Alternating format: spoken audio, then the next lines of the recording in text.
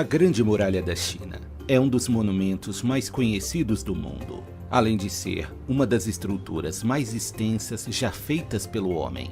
Esta enorme fortificação, que em chinês é chamada de Shangsheng, ou Parede Longa, se localiza no norte da China, e devido ao seu valor histórico, cultural e arquitetônico, desde 1987 é considerada Patrimônio Mundial da Unesco. Este ponto turístico atrai pessoas do mundo inteiro e todos os anos recebe entre 15 e 16 milhões de turistas, sendo um dos destinos mais procurados de todo o continente asiático e sendo também o principal símbolo da China. A história de sua longa construção, que durou mais de 2.000 anos, teve início em 215 a.C., sendo que as partes finais de sua estrutura foram concluídas somente entre os anos 1368 e 1644. As obras tiveram início durante o reinado do imperador Qin Shi Huang, e posteriormente o trabalho continuou a ser feito nas dinastias seguintes, como a dinastia Han e a dinastia Ming. A fortificação tinha como principal finalidade questões militares, como proteger o Império Chinês de invasores nômades. Entre eles estavam os temíveis mongóis. Mas as muralhas também serviam para controlar tanto as fronteiras quanto a imigração e a migração, assim como também tinham relações com questões comerciais com outras regiões da Ásia. A Grande Muralha acabou se tornando uma importante rota comercial. A Grande Muralha da China se estendia desde a província de Gansu até a foz do rio Yalujiang, na província de Liaoning. Estudos recentes indicam que a Muralha da China tem aproximadamente 21.196 quilômetros de extensão. Em média, a muralha tem 7 metros de altura e 6 de largura.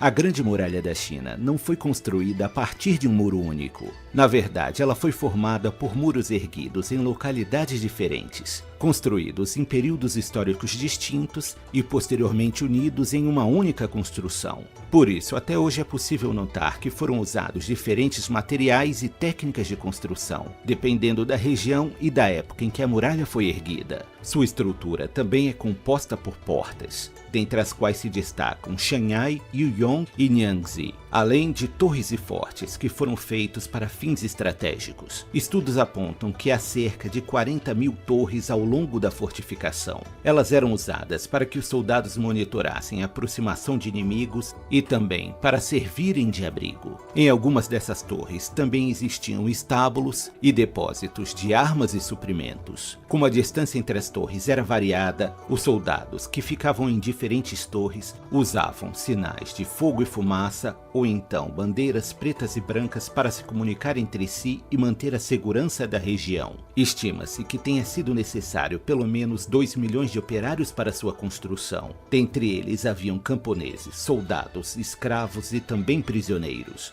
Há indícios que uma grande parcela desses trabalhadores faleceram durante a obra, em decorrência de temperaturas muito baixas e de uma alimentação inadequada. E há quem diga que um grande número desses trabalhadores foram enterrados entre os grandes blocos das muralhas ou em cemitérios improvisados ao lado da grande edificação. A Grande Muralha conseguiu defender grandes porções da China de invasores por séculos, mas não conseguiria deter os mongóis para sempre, e os descendentes de Gengis Khan acabaram por dominar a China. Por volta do ano 1677, o imperador Kangxi determinou o fim das atividades de manutenção e expansão da muralha, já que com o passar dos anos, seu papel estratégico havia perdido sentido. Apesar de toda sua magnificência, alguns trechos da muralha sofreram grandes abalos. E visando a sua preservação, já foram feitas algumas restaurações em parte de sua estrutura. Por sua grandiosidade, certa vez a revista The Century afirmou que a Grande Muralha poderia ser vista da Lua a olho nu. No entanto, esta informação já foi desmistificada, e a NASA já confirmou que a Muralha da China não é visível do espaço sem o uso de aparelhos. Mas embora não possa ser vista do espaço, a Grande Muralha da China é um dos monumentos mais famosos e imponentes que ainda podem ser visitados. Além de sua grandiosidade, a paisagem que cerca a estrutura é belíssima, o que torna a visita ao local ainda mais encantadora. E é por tudo isso que a Muralha da China tem lugar de destaque entre as 7 maravilhas do mundo moderno.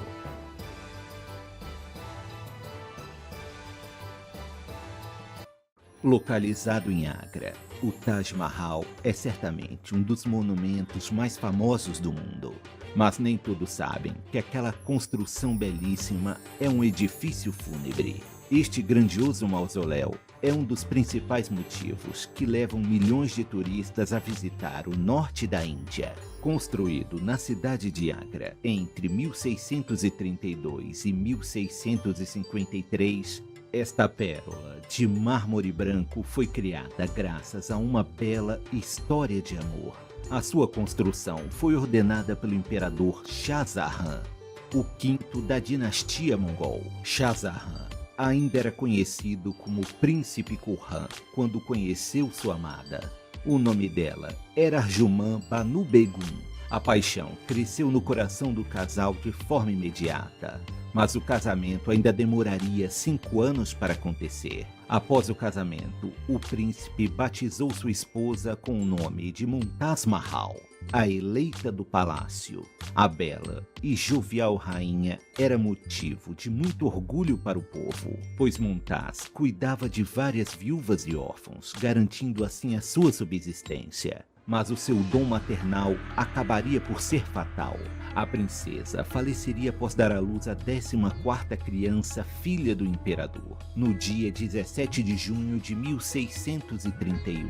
O desespero e o luto daquele que era agora o imperador Shah Jahan foi testemunhado por muitos. Os relatos afirmam que o viúvo chorou copiosamente por 8 dias sem parar, e no final deste período, seu cabelo havia ficado branco. Em dezembro de 1631, após ter derrotado um rival militar, uma decisão havia se materializado em sua mente, que era homenagear sua esposa. Shah Jahan ordenou que o corpo de Mumtaz fosse exumado de sua sepultura em Burhanpur e transferido para Agra, a 700 quilômetros de distância. Esta procissão foi acompanhada por milhares de soldados e testemunhas, e terminou com a colocação do corpo num terreno onde o Taj Mahal seria construído. Shah Jahan ambicionava construir o mais magnífico mausoléu jamais feito. Ele mesmo delineou os planos de construção, com o auxílio dos mais importantes arquitetos da época. E dinheiro não era problema, pois o Império Mongol possuía uma riqueza praticamente incalculável. Isso permitiu não só construir um monumento grandioso, mas também concluir as obras em tempo recorde. Foram reunidos 20.000 trabalhadores, que rapidamente começaram a estruturar os alicerces de todos os edifícios. O mármore necessário para a construção foi trazido de Makerana, a 320 quilômetros de distância, e carregado por mais de 1.000 elefantes e inúmeros bois. O Taj Mahal não era apenas um edifício, mas um complexo com várias estruturas, pois para além do túmulo há também uma mesquita, pois o Islã era a religião oficial do Império Mogol. Havia também uma casa de hóspedes, 4 minaretes e vários jardins. O nível de detalhe das ornamentações é riquíssimo. Existem várias passagens do Alcorão inculcadas em mármore negro, pedras semi-preciosas e pormenores em fios de ouro. Shah Jahan faleceu em 1666, após mais de 30 anos como imperador, período este que terminou após a usurpação do trono por parte de um de seus filhos. O corpo do imperador foi colocado na cripta situado abaixo do Taj Mahal, juntamente com sua amada Mumtaz. Atualmente, e já após os saques perpetrados pelos britânicos no século XIX, quando estes dominaram a Índia, o Taj Mahal recebe 2,5 milhões de visitantes todos os anos e foi eleito em 1983 como Patrimônio Mundial pela Unesco. A importância do Taj Mahal não se limita apenas ao esplendor arquitetônico ou ao cenário idílico que ele evoca. Um de seus maiores trunfos é materializar a duplicidade da vida, a luz do amor e a escuridão da morte, ambos congregados numa construção icônica, onde tragédia e alegria convivem lado a lado.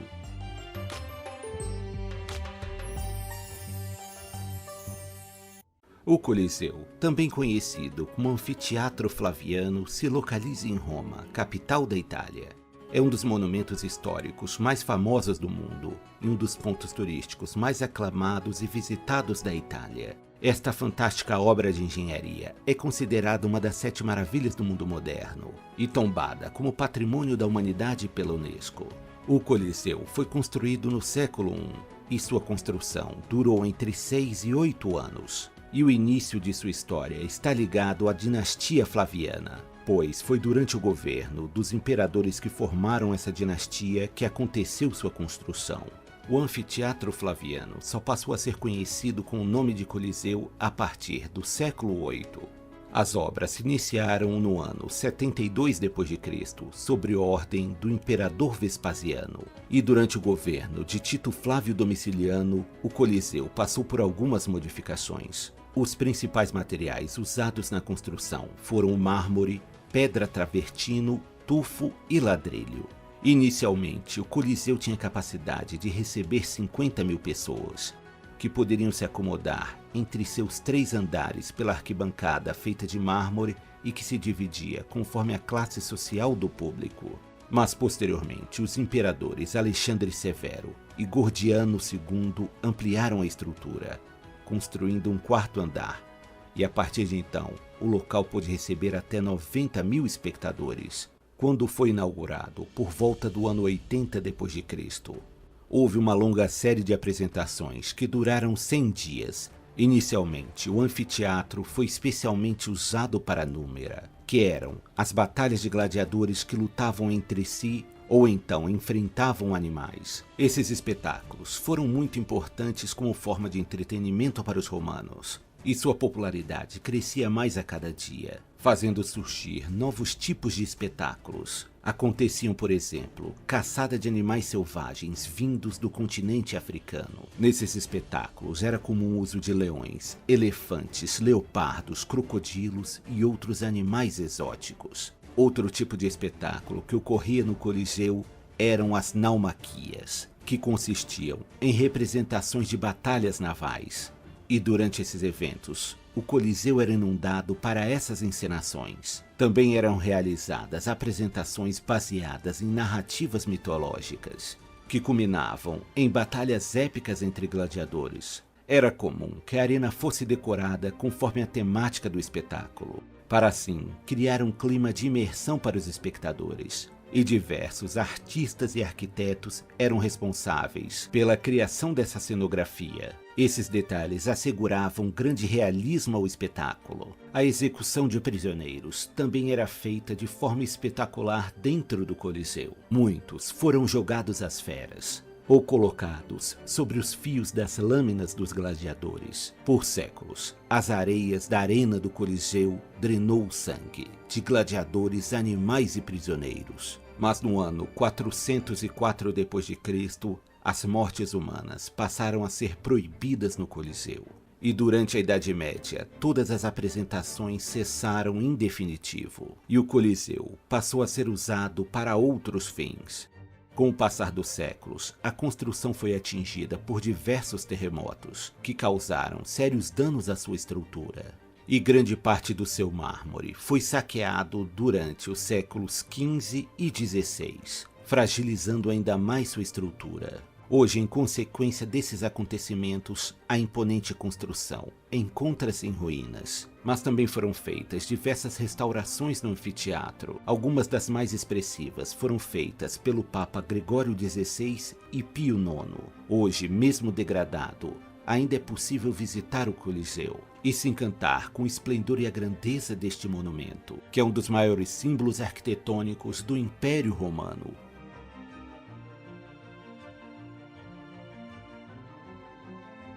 Chichén Itzá é uma antiga cidade pré-colombiana, construída pelos maias, localizada na península de Yucatán, no México.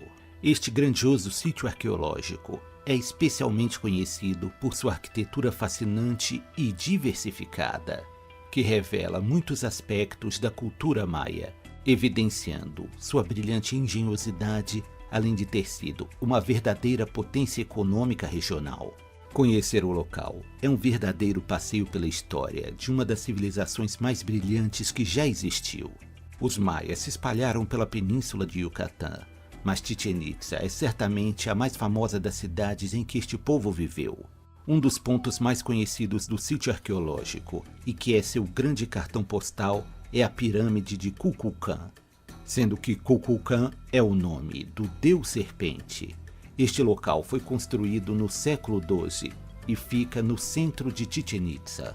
Essa estrutura tem mais de 30 metros de altura, sendo que 26 metros são formados pela plataforma e o templo em seu topo mediria 4 metros. O acesso ao templo poderia ser feito por uma das 4 escadas localizadas em cada lado da pirâmide, sendo que cada uma delas é formada por 91 degraus. Curiosamente, na entrada do templo há somente um degrau, e ao somar cada conjunto de 91 degraus com este único degrau do templo, temos o número 365, que representa o calendário solar da civilização maia, chamado de Hab.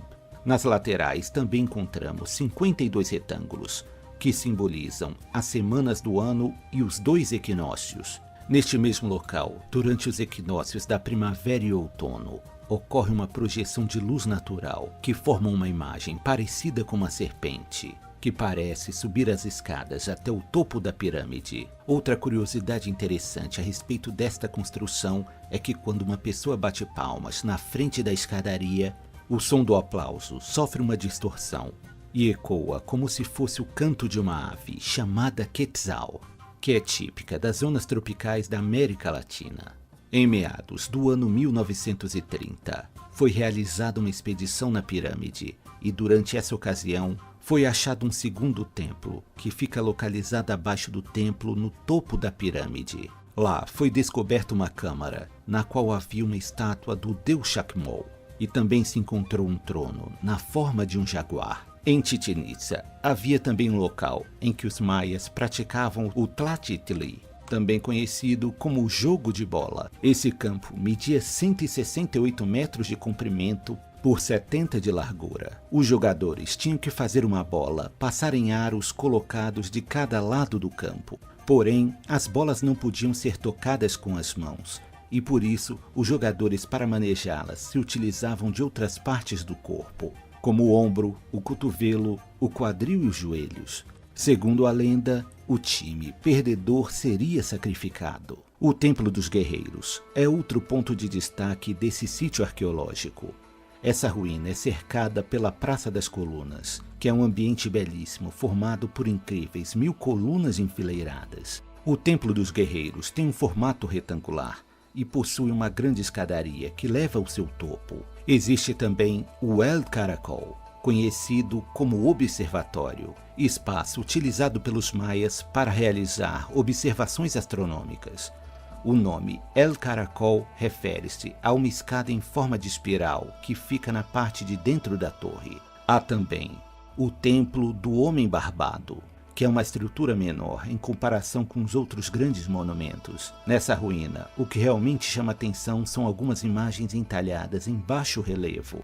Em meio a essas figuras, há uma que aparece um homem com barba, o que justifica o nome deste templo. Atualmente, Chichén Itzá é um dos destinos mais procurados do México e anualmente recebe cerca de 1,5 milhão de turistas. Por todo o seu esplendor arquitetônico e por sua grande importância histórica, este, com certeza, é um dos sítios arqueológicos mais incríveis do mundo.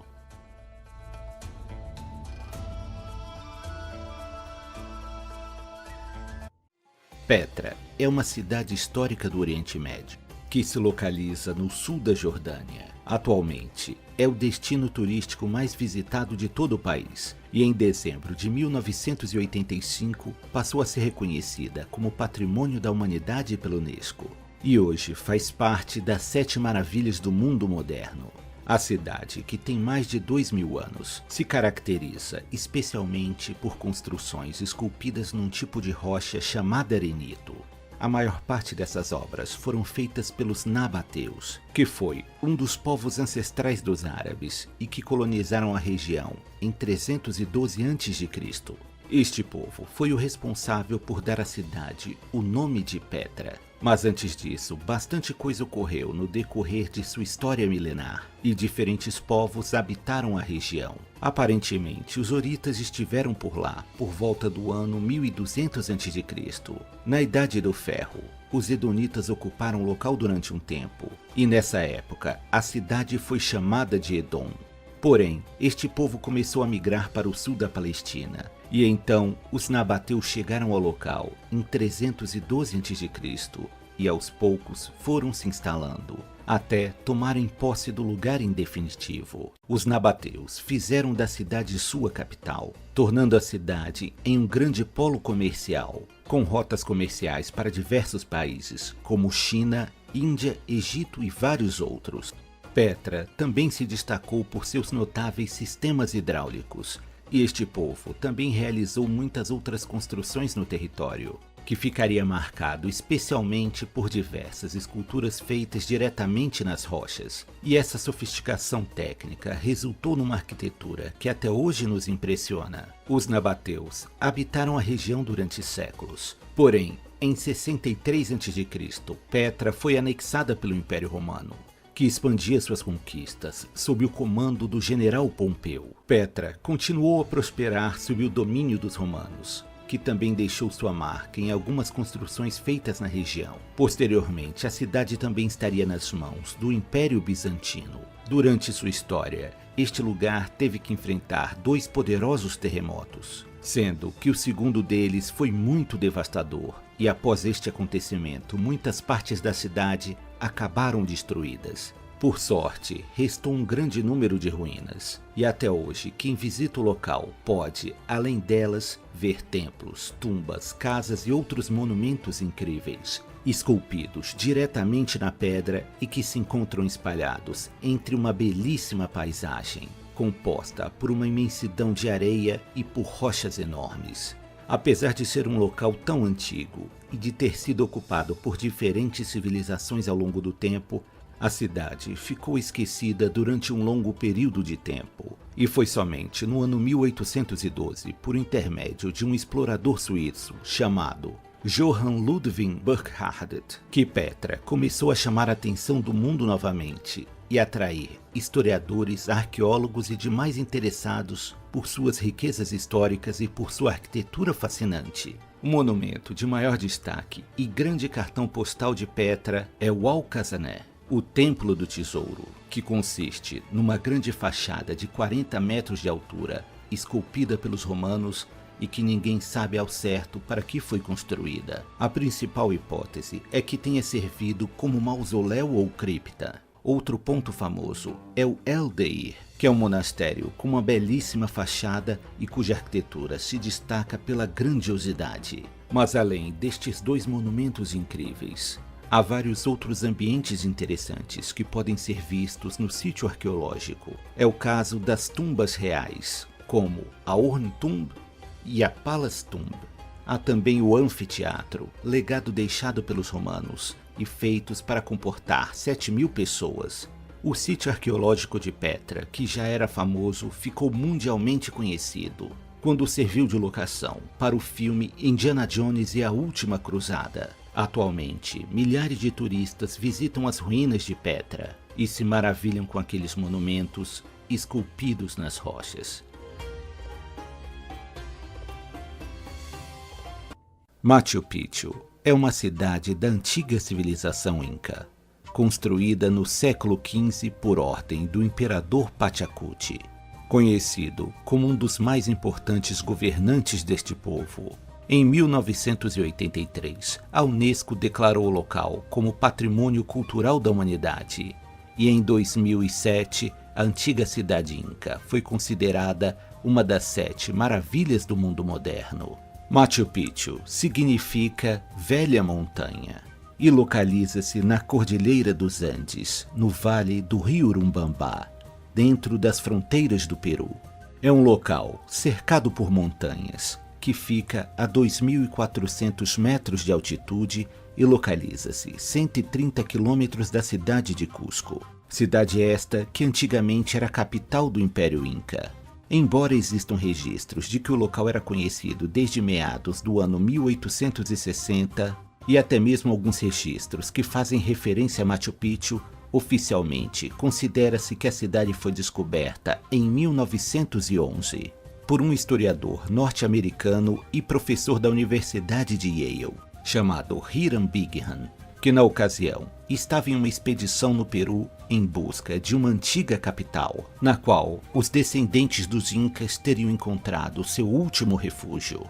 Foi após a chegada de Bingham a Machu Picchu que o local, aos poucos e cada vez mais, se tornou mundialmente conhecido e valorizado. Ele próprio retornou em várias ocasiões para fazer novas explorações e pesquisas. Desde então, o local foi bastante explorado e estudado. Lá foram encontrados diversos achados arqueológicos, objetos tais como facas, vasos, brincos, entre outras coisas que possibilitaram conhecer melhor essa civilização. Muitos desses artefatos encontrados foram enviados para os Estados Unidos, já que era o país em que Hiram Bingham vivia. Essas peças ficaram lá durante muitos anos, até que em 2008 o governo peruano processou a Universidade de Yale, alegando que os objetos deveriam ficar no Peru. A contenda durou por algum tempo, mas em 2010 os Estados Unidos decidiu devolver parte dos artefatos que estavam em sua posse de volta para seus verdadeiros donos latino-americanos. A cidade inca de Machu Picchu possui 530 metros de comprimento e 200 metros de largura. Sua estrutura se divide numa parte agrícola e outra urbana, e essas duas áreas são divididas por um fosso, por uma escadaria e também por um muro. Na época de sua descoberta, havia apenas 30% de sua estrutura original, mas desde este período até os dias de hoje, já houve várias reconstruções. Nas ruínas que ainda estão por lá, encontra-se na parte urbana vestígios de locais como casas, praças, cemitérios, santuários, e há também um relógio solar, que no idioma local se chama Intihuatana, que significa lugar onde se amarra o sol. Esse relógio está situado na parte mais alta da cidade e é considerado um importante ponto sagrado da cidade inca, relacionado com o calendário deste povo. Conforme o movimento do sol, a sombra se projeta em diferentes pontos do artefato. De maneira geral, esse calendário se associava com observações astronômicas, e os incas o usavam para medir a passagem do tempo e também as estações do ano. Este povo tinha um avançado conhecimento no que diz respeito à astronomia. Um outro lugar sagrado ligado ao contexto religioso é o Templo do Sol, que é um espaço em formato circular. Esse local era especialmente dedicado ao Deus Solar, divindade dessa civilização, para o qual realizavam-se cerimônias, sacrifícios e oferendas nesse templo. Em geral, os incas prestavam várias homenagens e agradecimentos aos elementos da natureza, que eram muito valorizados por essa civilização, e por isso haviam vários outros templos, como por exemplo, o Templo da Lua, o Templo das Três Janelas e o templo principal. Já na parte agrícola, há terraços de plantação e ambientes nos quais se armazenavam alimentos. No espaço agrícola, um ponto que chama atenção é a rocha funerária, que marca a entrada para o cemitério da cidade, e aparentemente foi feita para ser um santuário. Ela consiste em uma rocha, na qual há alguns degraus entalhados. Em relação às questões funerárias, um aspecto importante é que os incas praticavam a mumificação, e algumas delas foram encontradas por arqueólogos. Mas além desses pontos citados, há muitos outros lugares interessantes espalhados pelo sítio de Machu Picchu. As ruínas também revelam a grande capacidade dos engenheiros incas. A cidade de Machu Picchu foi construída com pedras, cujo encaixe é incrivelmente preciso. E vemos que elas foram talhadas com perfeição, resultando numa arquitetura belíssima e que foi organizada e esquematizada. Grande parte das pedras usadas na construção original ainda estão firmes e intactas, tendo inclusive resistido a 2 grandes terremotos. Acredita-se que alguns pontos da cidade inca eram ornamentados com ouro e prata, mas todas essas peças teriam sido saqueadas. Atualmente, Machu Picchu é um dos pontos turísticos mais visitados do Peru e também é um dos lugares mais famosos de toda a América Latina, atraindo milhares de visitantes de todo o mundo. Além dos encantos da própria cidade inca, a natureza ao seu redor também se destaca por sua beleza, compondo um cenário realmente inesquecível para todos os seus visitantes.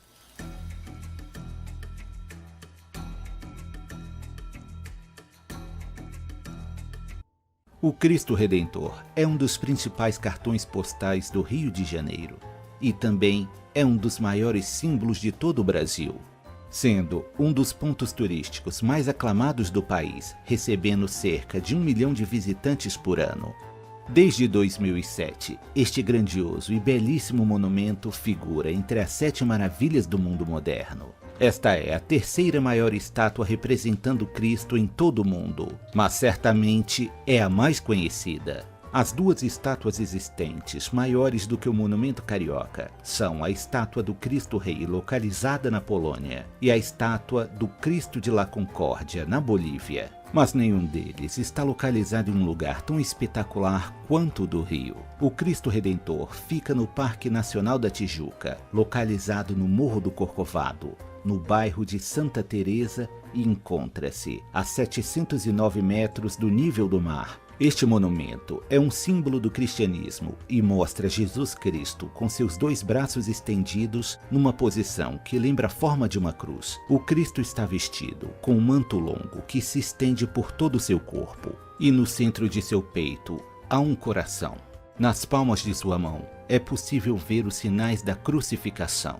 Historicamente, a ideia de construção de uma estátua cristã no Morro do Corcovado surgiu com o padre Pedro Maria Bos em 1850, porém o projeto não se concretizou por questões políticas. Mas já em 1920, o Círculo Católico do Rio de Janeiro retornou com essa ideia. E a partir de então começou a se mobilizar para arrecadar dinheiro público para começar a construção. E aos poucos, o planejamento da criação do Cristo Redentor foi ganhando vida. O monumento começou a ser feito em 1922 e demorou 9 anos para ser concluído. A inauguração oficial ocorreu no dia 12 de outubro de 1931. Dia da Nossa Senhora Aparecida, padroeira do Brasil. Em sua construção estiveram envolvidos o escultor francês Paul Landowski Maximilian, o engenheiro brasileiro Heitor da Silva Costa e o renomado engenheiro francês Albert Capot. Os principais materiais usados na sua produção foram pedra-sabão e concreto armado. A grandiosidade da estátua chama muito a atenção, pois ela possui 30 metros de altura e ainda está em cima de um pedestal de 8 metros. A envergadura do Cristo com os braços abertos é de 28 metros. E cada mão mede 3,20 metros de comprimento, e seu peso é de 635 toneladas. No que diz respeito à sua construção, suas mãos foram criadas por Landowski e a cabeça da estátua foi feita por Georges Leônida, sendo que essas 2 partes foram confeccionadas em Paris, e o restante da estátua foi feito no próprio Brasil. O Cristo foi feito no estilo Art Deco, estilo este que surgiu na Europa em 1910 e que desde então se fez presente na pintura, arquitetura, moda, cinema e outras manifestações artísticas. A estrutura do Cristo Redentor foi feita para suportar ventos fortes de até 250 km por hora. O acesso ao Cristo Redentor pode ser feito de forma variada, podendo ser feito por transporte particular, trens ou vans. Além da beleza do próprio monumento, como ele fica localizado num ponto alto da cidade, lá de cima é possível encontrar uma das vistas mais belas da cidade. Lá de cima é possível contemplar diversos pontos importantes do Rio de Janeiro, como a Praia de Ipanema, o Estádio do Maracanã e o Pão de Açúcar, entre outras magníficas paisagens. Dentro do pedestal do monumento, encontra-se uma pequena capela e escadas proibidas a visitantes que dão acesso às mãos do Cristo e até a sua cabeça. Desde sua inauguração, o Cristo já precisou passar por algumas restaurações. Um dos motivos que causa a necessidade dessas restaurações é o fato da estátua ser frequentemente atingida por raios, sendo que isso já causou bastante dano à sua estrutura. Ao longo do tempo, o Cristo Redentor já serviu de inspiração para diversos artistas. Pintores, poetas e músicos já se referiram ao Cristo em suas obras. O Cristo Redentor, além de turistas, também atrai celebridades e dignatários estrangeiros. É o caso, por exemplo, da Princesa Diana, Barack Obama, o Papa João Paulo II e o Dalai Lama. Em alguns momentos históricos ou situações específicas, o monumento passou a ganhar uma iluminação personalizada, como aconteceu na ocasião da Copa do Mundo de 2014, quando o Cristo foi iluminado com as cores das bandeiras dos países que participaram do evento. A visita à estátua do Cristo é praticamente obrigatória para todos aqueles que visitam a Cidade Maravilhosa, para assim poderem apreciar a maravilha que é o Cristo de braços abertos, abençoando a cidade do Rio de Janeiro.